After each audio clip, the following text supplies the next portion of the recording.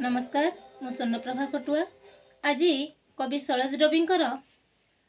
गोटे कविता संकलन मिछुआ गायर टोका मला पूर्वर गाई गीत संकलन गोटे कविता आवृत्ति करने जाऊँगी जार शीर्षक खाँ खाँ खरा बेल।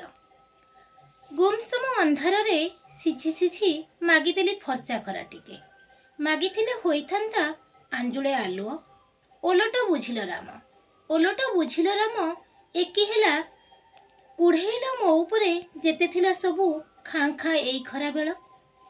गछ वृक्ष कोठाबाड़ी सबू फर्चा दिसे सते जेने चिक चिक जरीर नगर रास्ता किंतु जली जाए रास्ता सबू रड़िया जुईर अंगार रास्ता सबू बही जाए रास्ता सबू तरल अंधार खुरुधार चलिबार पथ कहिथिले मुनि ऋषि कवि पुणी किए कहिथिले पथटा खसड़ा एठी किंतु रास्ता सबू जोड़ा जोड़ा गोड़ छंदीबार आसफाल्ट रास्ता सबू आउटा आउटी रास्ता सबू अठाकाठी अबासबरर खईफुटा तरल रास्तारे खईफुटा तरल रास्तारे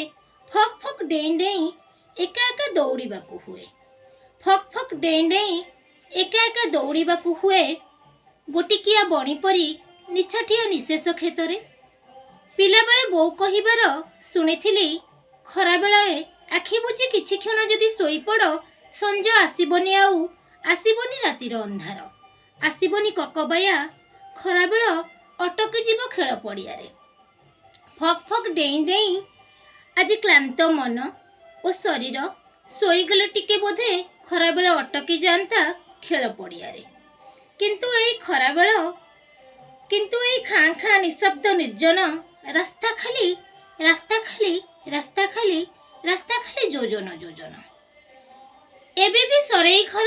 अच्छी बहु दूरे फक फक डेई डेई दौड़ीबाकू हेबो एठी